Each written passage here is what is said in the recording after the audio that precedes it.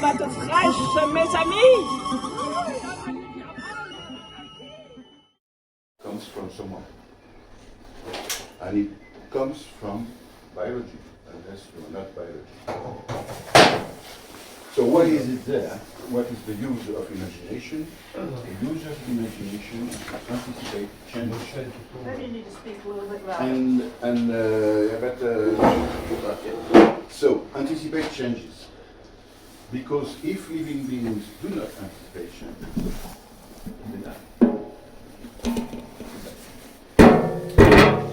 And as regards, I used a little sentence by Paul Valéry, and Paul Valéry says, I think, is this different from this ancient practice, which consisted, and still consists, in consulting the spirits, wait before a table, a deck of cards, an idol, a dormant Petiot, I don't know, or before what one calls oneself.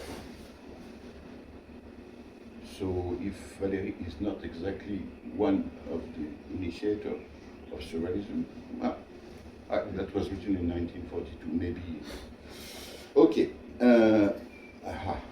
So I have two examples of biological imagination without consciousness, of course. So the first part is localization and anticipation in mice, because mice have to anticipate unless they want to be killed by the cat. And the second example is the adaptive immune system. That is the one which is used for vaccination. And then the point is there are common features between those two examples, biological examples. And we will see that there are some links even between biological imagination and surrealism, which I don't know everyone has been speaking of yet. And we will discuss some temporary conclusions. So, well, basically I already said what is written, but maybe you can read too. So, the idea is to show the common features between biological imagination mechanisms and some methods implemented by the Dada and Surrealist art. This presentation is based on the work of 5 Nobel Prizes in physiology for me, and medicine. Gerald Edelman, okay, which has been working a lot on the immunity system. Susumu Tonegawa, who has also been working on the immunity system. And the third one, so John O'Keefe, I think, from Canada, Montreal, I think. Rick Moser from Norway, and Edward Moser is her husband. So, well, I suppose you know the definition by heart. Huh? The real functioning of the real functioning of thought, and that's where we are. So, the 3 people. What is interesting too, but I will come to that later. Sorry, I'm a bit too early. So, in 1971, when John O'Keefe was doing research, he was recording the activities of individual neurons, which I didn't know you could record the activity of one neuron. And he discovered that some nerve cells were active when the animal was located in a particular place in a room. And he showed that the activity of these cells, which he called place cells, didn't simply reflect what the animal saw, but that they actually constructed a map of the room. And we will see further on that this map is made of hexagons. And the funny point about the Nobel Prize of the 3 last people is that they say, but okay. Ghost. They say that in the South American writer who missed the Nobel Prize several times, but was blind. Okay, forget it. But in his book called Fictions, Fictions. he says that in the idealist vision, the space is paved with hexagons. So they say that during their presentation of their work. Okay, then he concluded that in the hippocampus, creates many maps of the environment, each map being made up of all the cells that are active in a given environment. And all the cells and active are very important. That is, it's not registered or recorded into one neuron or the other neuron, but in the set, when the set is active simultaneously. That means it's not working like a computer memory, where you have and a bit and so forth, and byte and whatever. No, it's the dynamic activity at a certain moment. That is to say, and Lashla said that too, you don't have a memory, you remember. That's an activity. It's fundamental. So, the memory of a given environment can be stored into memory in the form of a particular combination yes, of place cells activity in the hippocampus.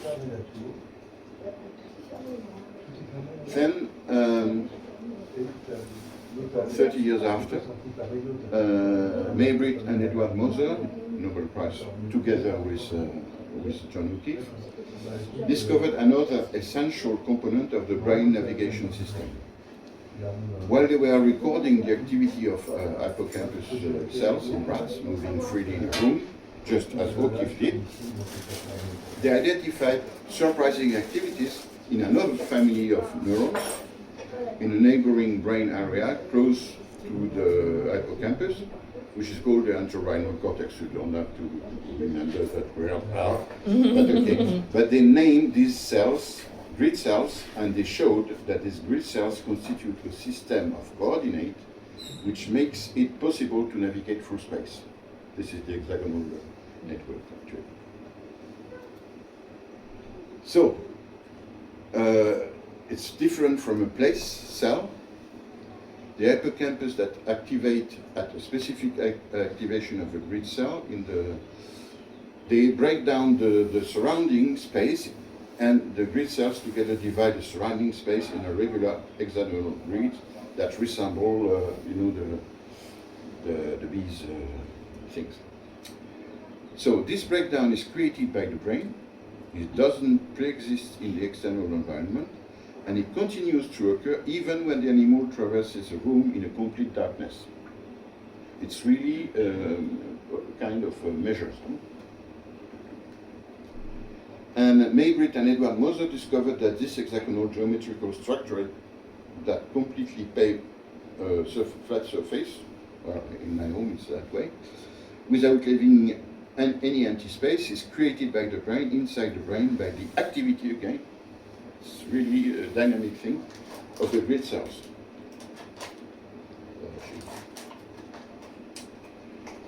So that's the... So discoveries of John O'Keefe and Britt Moser and Edward Moser reveal two essential and complementary components of the learning and memorizing of space.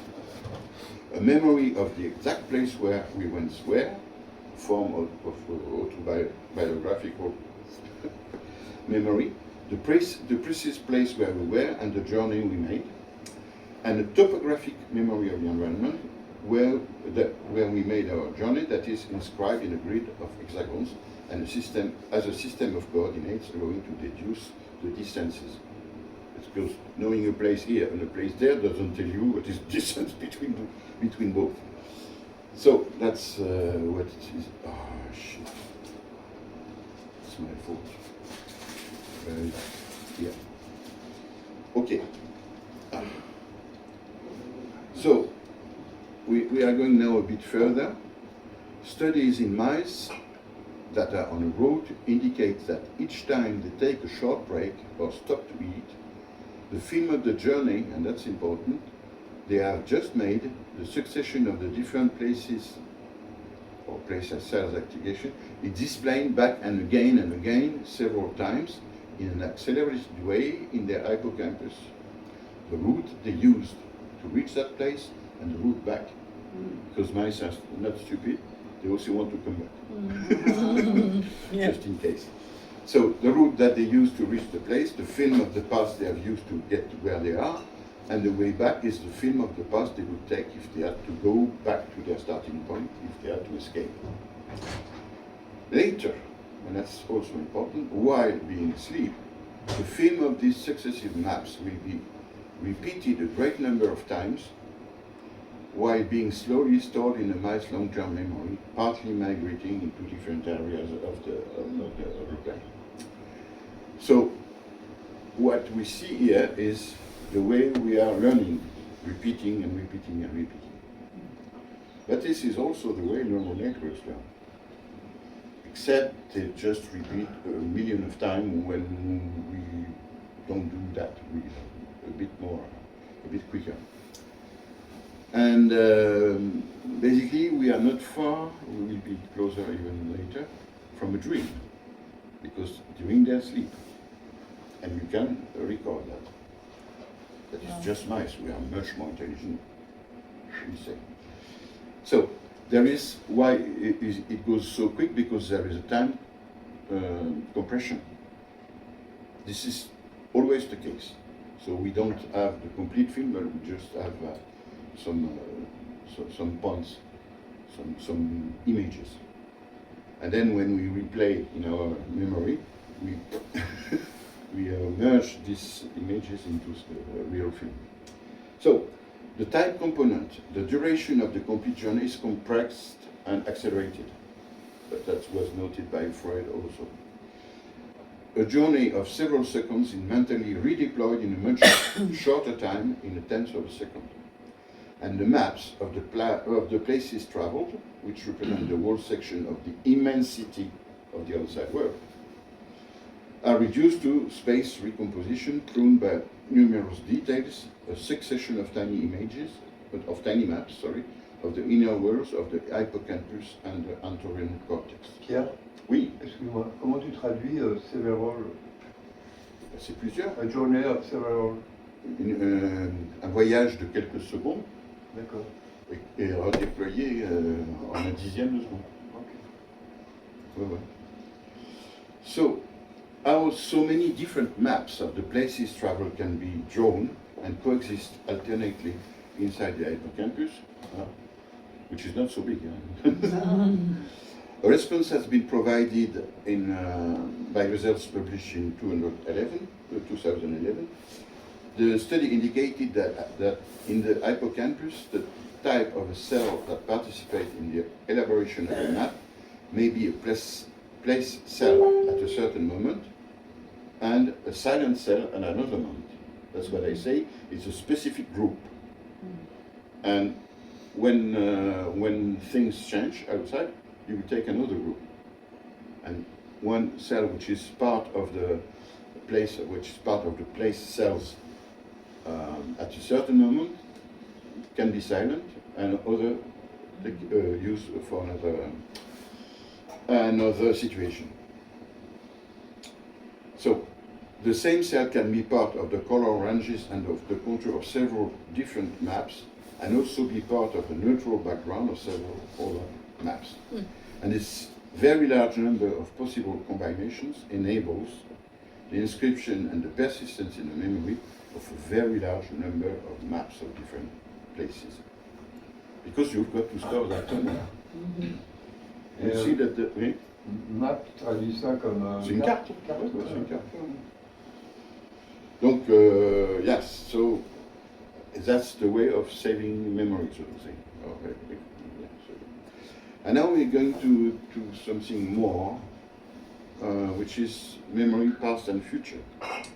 Memory doesn't only tells us about yesterday, but it also tells us about tomorrow. Our memory allows us to imagine possible futures, and it's difficult to separate memory from imagination. It's, medically speaking, it is very difficult, because if you destroy one, you destroy the other. So complete lesions of the hippocampus that destroy the ability to acquire new conscious memories also alter the imagination. To project ourselves in the future is always an appeal to the past. There is no crystal ball that would allow us to read in the future. Even the most rational and even the most scientific prediction can only be based on an extrapolation from what we learned and understood from the past. And here you've got this beautiful sentence by Valérie. Are you not the future of all the memories that are in you? So the future of the past. Because memory has been, Valérie has been, has been spending his life studying his thought. And he got lots of interesting results, which were later proven by science. So, now we're going to meet another Nobel Prize I spoke about, also in the immune system. So, a study by Drago and Tonegawa in the MIT involving mice revealed a strange relationship between memory and anticipation of the future. Mice perform a route along an artificial trail that has particular topographic elements, components. When the mice arrive at the end of the first part of the labyrinth, so to say, where researchers have placed food, they stop, they eat, or they fall asleep. And during their sleep, the succession of the journeys they have just traveled is projected as a film repeatedly in their hippocampus while being registered in their lasting memory. But this study identified an hitherto unknown phenomenon. When the first part of the travel track ends with a gate that prevents the mice from going further on, during their sleep or during their rest, a series of apparently random variations on these paths occurs. New changing open paths appear in their hippocampus. And there we are in the core of imagination in mice. So what's happening? In fact, they are composing based on the past trips they made, and based on all the memories, they are making, it's the next slide, they are making basically 15 possible anticipation of what is behind the door. None of this anticipation will be correct, but there is one thing very important to remember. It's easier and cheaper to correct an error than to rebuild the world from scratch. So what happens is it's as if an anticipation of the invisible part of the journey was invented, an exploration of an imaginary and still unknown geography, as if a memorization of the future unknown part of the track was being prepared, a set of possible pre-adaptations to a still known topography, but which would share some common characteristics with places that had been previously traveled. And here you've got Valérie, and it's important because most of the thought we follow, opinion projects, etc., could be drawn at lots, which means randomly. And here you've got the building of several anticipations, which apparently are built randomly. So the question is, what is the relation between chance, say, and imagination? And this is a scientific question. So for mice that had not taken any particular route during the day, the mere presence of the door at the end of the track that they had not traveled induced reactivating maps of probably all paths and building variation on these maps. And this variation could lead to the emergence of about 15 future journeys that mice had never yet used. And they need that, and we need that. We need imagination to survive. Shit. So, the anticipation of a future move in a still unknown environment induced a recapitulation of the memories of past journey and a series of random variations based on these memories that allowed virtual exploration of the field of possibilities.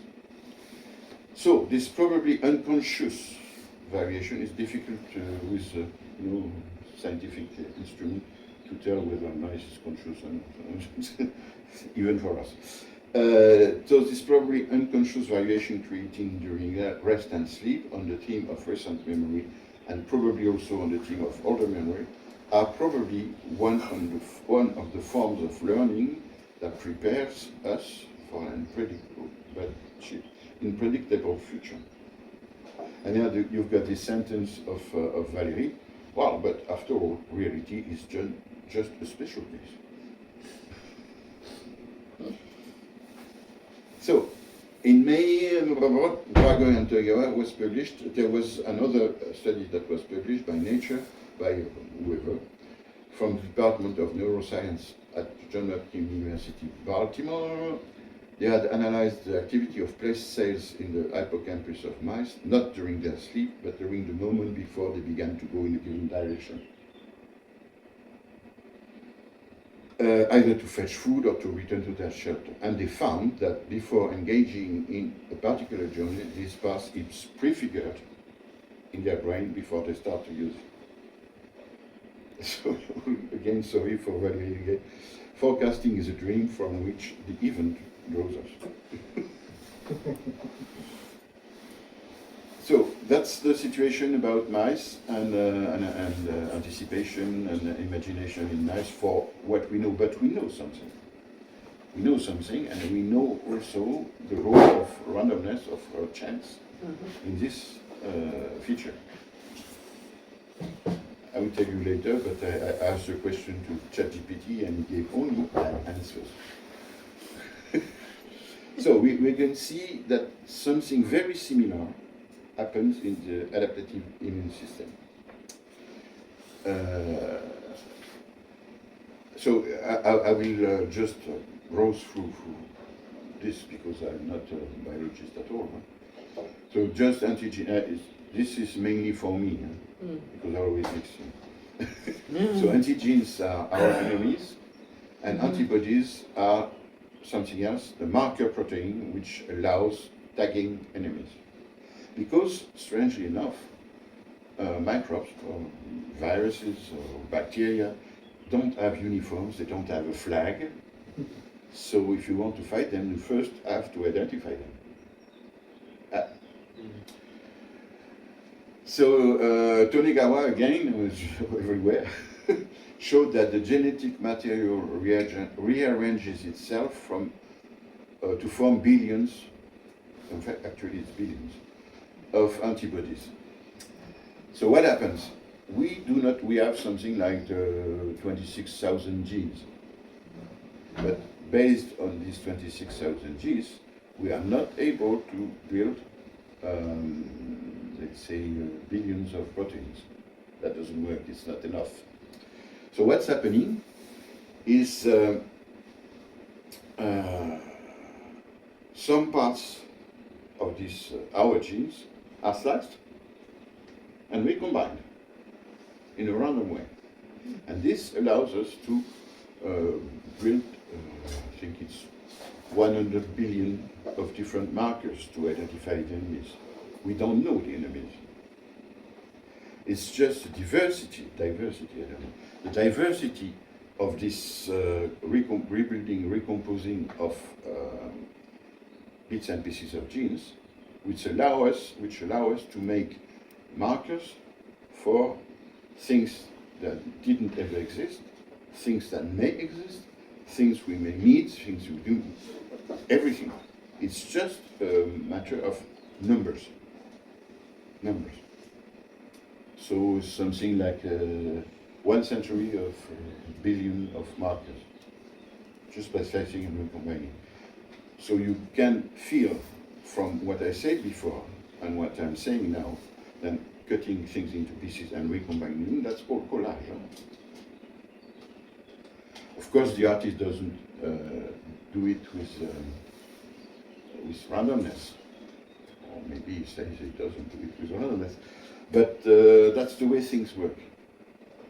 And that's why we are still alive, because the adaptive immune system is quite important. So, the pathogenic microorganisms that our body have to face do not wear uniforms, not carry flags, and white blood cells can fight them. They have no eyes either. In order to be destroyed, enemies must hence first be identified and tagged. The number of types of potential pathogens is absolutely huge. And yet the body is able to produce in advance all the marker proteins needed to tag all past, present, existent, non-existent, and future microbes. So this is not possible based on the genes, as I said. And a human being is, well, sorry, it was a trillion. Nearly a trillion of marker proteins. How is it possible? Part of the DNA of B and T lymphocyte is fragmented and recombined at random. And this allows us to create new genes that are capable of encoding billions of marker proteins. That's called somatic, we don't have to care. So during their maturation, tested for the reactivity to the characteristic molecules of the self. Yes, because your cells are there too. And maybe you don't want to be destroyed by your own white cells. Maybe. So there is a big holocaust before the birth, I think, yes. And everything that is connecting to the self is destroyed. So sometimes not. That's called autoimmune disease. So recognition of a pathogen by B or T lymphocytes induces three types of phenomena. First, tagging of the pathogens, that means the cell is attached to the pathogen by chemical connections. Then, and that's where the thing gets clever, clonal proliferation or duplication of lymphocytes that mark the pathogen. That is, they are multiplied by 100,000 and further on. So when one antibody reaches an antigen, it starts multiplying a lot. Which is a good idea because maybe the pathogen is not alone. Normally it's not completely alone.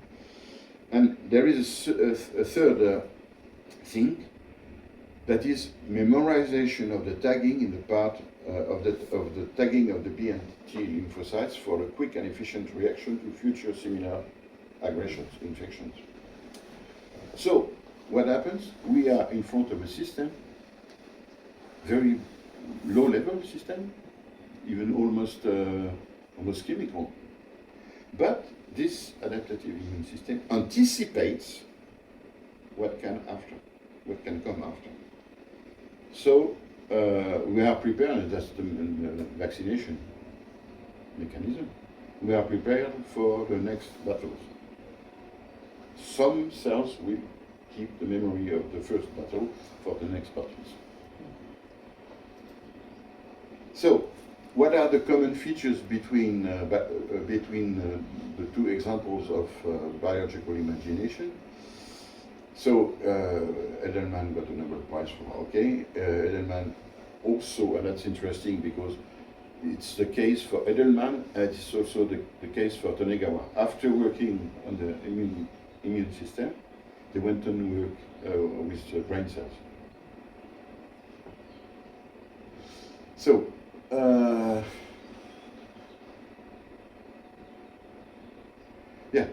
the way the components of the immune system evolve over the life of the individual is analogous to the way the components of the brain evolve in a lifetime.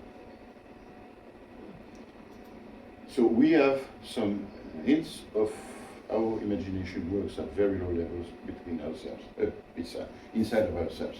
So mechanism at the neuronal level and at the cellular chemistry level in the adaptive immunity I'm very happy with that.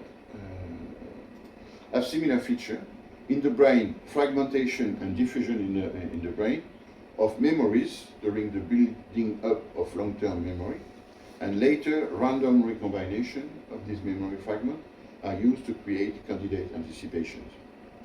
In the immune system, fragmentation and recombination of parts of the lymphocytes' genetic memory are used to build new genes, allowing to generate marker proteins that are meant to anticipate recognition of trillions of enemies. So you see the analogy, let's call that analogy. And in both cases, internal hazards, chance, is systematically used to imagine and anticipate external hazards. In other words, life uses randomness as a source for imagination. Maybe it's not the only source, but at least this is clearly used and identified. So now we can see that biological imagination and surrealism have some common points, which is fragmentation and random recombination, which are the core mechanism of collage. And in April 1924, Breton distributed school notebooks to his surrealist friends, and they started a text collage experiment. Results were republished in 2020 by Jean-Michel Place, who is now retired a bit, and the Detecta Publishing House. And this is this book here, 10 cahiers surréalistes, avril 1924, Georges Sébac et Jean-Michel Place. And that's it. That's this, the book. That's the book. Based on words and sentences cut from newspapers, which sorry, I cannot. This one is from Breton himself, okay. And here is identified the newspaper from where the words or sentences or expressions were taken, but we will need the biggest one. Here you've got. You've got Pierre. So, aussitôt paru s'impose la fleur d'oranger, l'Europe, je sais pas quoi, mais je vais vous dire. Non, je sais pas. Amourette chez les Gilets Rouges, enfin, ne ressemble à aucun. Et puis ensuite à Moscou, it's just pieces of newspapers. And here you've got the contents. Automatic writing by Pierre, by Aragon, but the book I bought it, of course, and André Breton as well. That's dreams. And then I would like to show that something that we don't think about.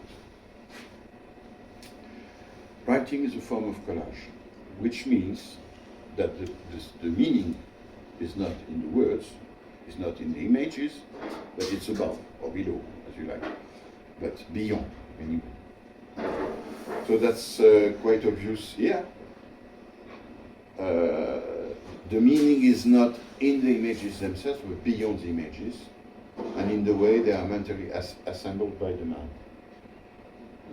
And we are living on that, you know. We are living on these very strange things that we are using collage on a daily basis when we are reading. Strange, huh? Yeah. So, my conclusion here is surrealism is not just art. Surrealism is life, because the same mechanisms are used within surrealism and data, and in life itself, in living beings too.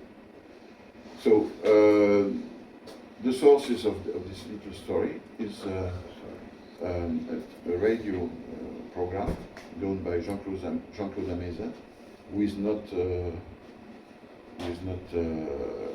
Nobel Prize, but nevertheless, I think it was the best popularization science program ever. So I've been reading some bits and pieces in Scientific American, but in French. Mm-hmm. In Wikipedia, there are some things, and. No, but I was interested, before I knew that, I was already interested by Gerard Edelman. Tonegawa came later. And maybe we can read something here.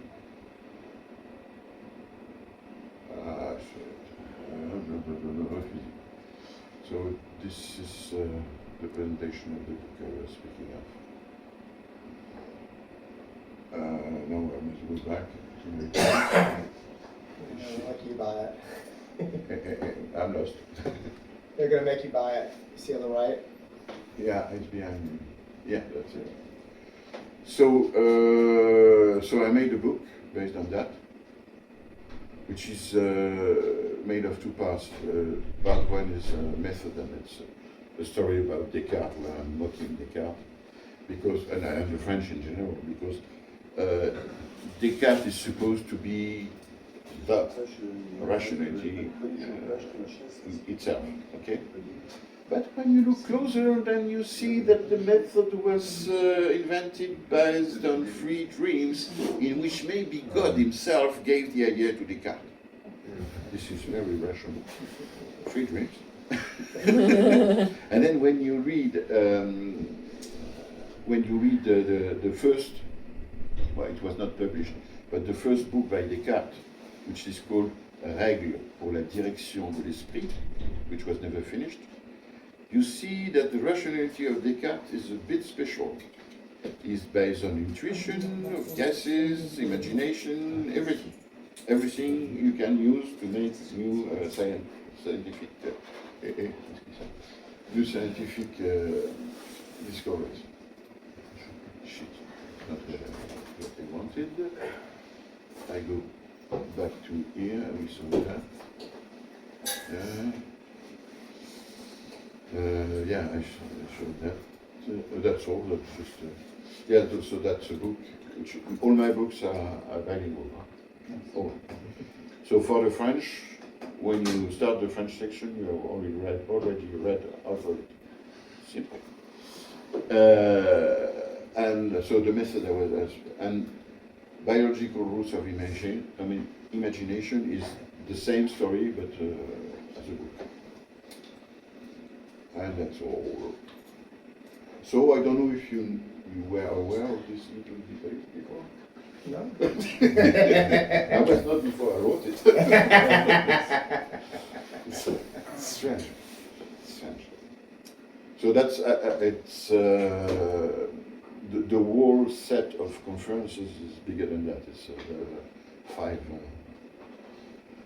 five parts. The other parts are there is one part about mathematical imagination and the unconscious, based on mainly based on Poincaré, who is a big French mathematician. And I don't know, in the book, yes, in the book there is something based on the biography of another important, very important mathematician, which is Alexandre Grothendieck. His father was an Ukrainian anarchist, basically a friend of Makhno, and he went. They both came to France, and then Shapiro was called the name of Grothendieck's father. Grothendieck is the name of his mother, who was not Jew, but anarchist, yes. But Shapiro was a Jew. That's the name rings. And the funny point is that in biography of Alexander Grothendieck, there is an entire chapter about the dream. And it's not a chapter just like that. He's saying that basically dreams are very important also for mathematicians. And the story about Poincaré is wondering, how is it possible that my subconscious is more intelligent than I am? Because he's been searching and searching and searching, and he found the solution when climbing into bus. Because he had spent some time in it during the night, then slept, and of course found something interesting. Not of course, I've done this course and twice in a way, but what is important to note for people who don't like calculations, the unconscious doesn't want to calculate. It doesn't. It can provide shapes, new forms, but not calculations. 1 + 1, forget it. Strange. Well, that's about it. I also did something, but that would be long to explain.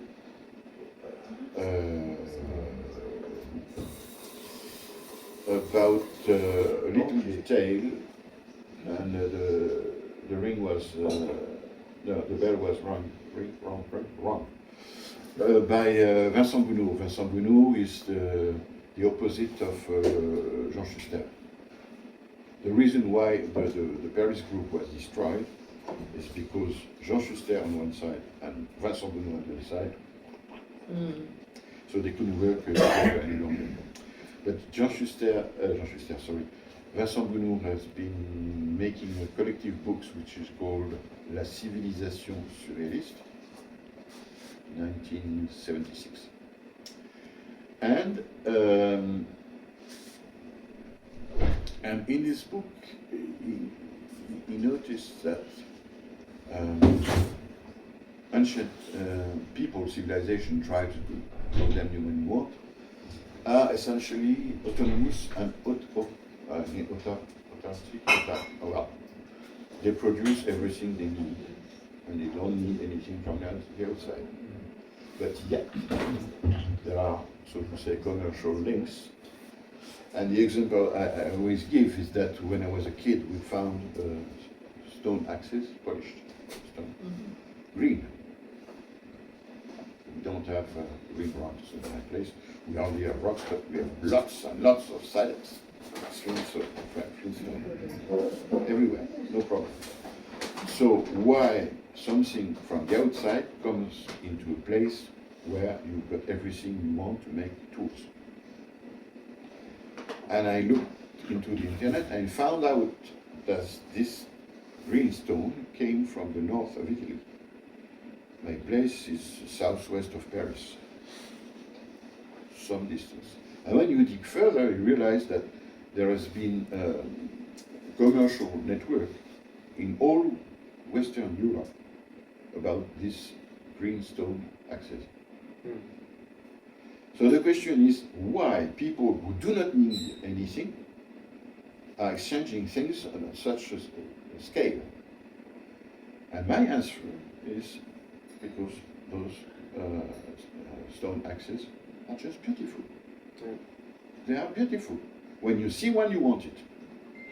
And the same is true of amber in French, amber, with gold, with anything which is causing an aesthetic emotion.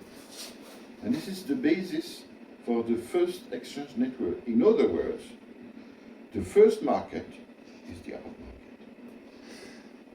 You realize? The first market is the art market. Not a network meant to exchange useful things, but a network made to exchange absolutely useless things. Because there's a book from a few years ago called The Dawn of Everything, David Graeber. I think I have it at home, but I'm not reading. Yeah, it's talking about it's trying to organize and create a narrative with all of the recent archaeological and anthropological findings, and they talk a lot about this, about they're kind of collating all this information of evidence of trade across North America, that crossing huge distances, but with these extremely beautiful but completely worthless objects, but in prehistory, in a period where people were supposedly just purely surviving in isolated bands, blah blah blah. No. It was showing that there was really long distance travel and exchange of beautiful objects over huge distances. Yeah, there is for no reason but for there that. Is yeah, sure. There is an American ethnologist I like a lot, which is Marshall Salis. Marshall Salis is a wonder. He made a book in French. It's called Âge de Pierre, Âge d'Abondance. But in English it's barely Stone Age Economics. And I would say that anyone who has not read this book shouldn't be allowed to vote. Because me. Stone Age. Because that's where you see what mankind actually is. From 300,000 years until now. But, well, that's the story of the art market being the first market worldwide in history is saying something about about our aesthetic sense that we share with birds. And particularly with New Guinea, we call in French oiseaux jardiniers, which are building, accumulating now, they are using plastic, but red, yellow, yellow and blue, and they make a little scene, the male, and they go, and then the female say, But most birds have some sort of aesthetic sense. So we are not the only ones. And that led me to a conclusion about Surrealistes International, who said that art is dead. He said no, if it's in birds, it's not likely to disappear. Because it's a biological production, just like imagination. I'm strongly convinced Darwinist. Because everything, when you wonder, for instance, what is the reason for curiosity? There must be one or several or hundreds of reasons for curiosity, biological, evolutionary reasons. But people don't raise the question. Everything we are not taking into account this way has to be taken into account this way. There are lots of games with kids, we know a little bit, games with people as well, surrealist games. Why is that there? And try to find the biological, evolutionary biological reasons for that. I can say also why do we like men, women in that shape? Because food is there for the babies, you know. It's not the question of, well, it's good. No, it's where food is stored. And if you've got a woman with no food stored there, maybe the babies won't survive. Women have higher fat deposits than men, about twice as much, because the ideal male shape would have 12% fat. Yeah. And females would be in the 24-25 percentile, and it's mostly stored in the hips and in the breasts. Yeah. And because if women are too thin, they're infertile. They would have amenorrhea, which would be a lack of menstruation. Yeah, true. Yeah, so it is, and weight is also what triggers menstruation in women, because women have to weigh 110 pounds in order to trigger menstruation. So that's why, depending on culture, different females get menstruation at a different age group is due to like how quickly they grow and how much weight they put on. Wow. So it's all triggered by hormones and weight. There was a guy who was observing Bushmen in South Africa, and he noticed that they had, I don't know the English, but big asses when starting to the desert, and small asses when coming back. But that's men, huh? Not only women. And that's a way of storing things and transporting things. And this is critically important in pyrrhic situations, because that's martial science, because people have got to move. Not that they're starving or anyway, but any group of people with a sufficient number will destroy its environment. And so people have got to move to the next place. They know the next place. And the type of moving is said to be, well, just like a Sunday promenade, you know, along the Marne, close to Paris, you know, very slowly. And it took something like 20,000 years to go from Alaska to the bottom of South America. High speed. It's crazy. It's crazy. There are lots of things that, for instance, there is something that happened in the Western, I don't know, for in the Western civilization, due to the Abrahamic religion. Everything before Neolithic was wiped out. So when we think, we cannot, because we don't, from a civilization point of view, we cannot understand what happened before Neolithic religions. And basically what is left is only Neolithic religions. So it's very difficult for us to understand the 300,000 years before. That's why when we are talking man is this, man is that, yes, but the 300,000 years before, this is important. And when you study a little bit, I'm not a scholar, but when you study a little bit ethnology, you understand lots of things. Lots of things. And basically, this insurance system that is allowed by living in common. Each family can get something, but the hunter sometimes will come with big animal, sometimes it will come with nothing. And this, if this lasts too long, this family will disappear if it's alone. Now, when you have a collective system, people go hunting together, or maybe not together at all, but when there is nothing in this family, there will be something in the next. And you need a certain number of people for a group to be stable enough and to survive. Not that they are threatened by starvation on the daily basis, but on the wall.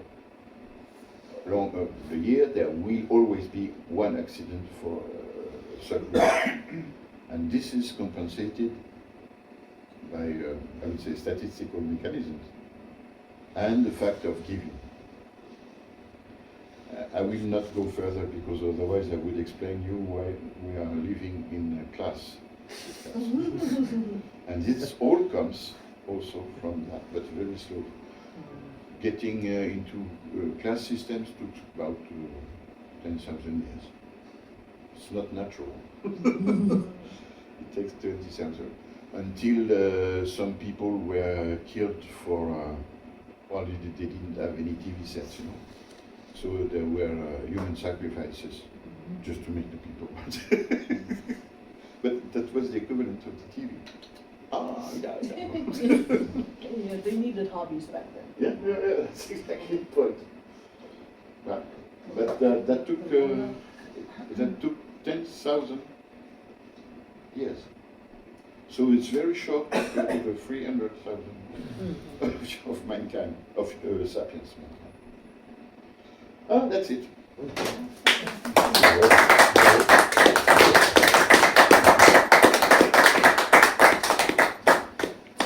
How can we make art with that? I don't know. But you know, it's the first manifesto. And before the first manifesto, there is Jacques Vacher who says, we don't like, we like neither art nor artists. And then we come to that. Okay.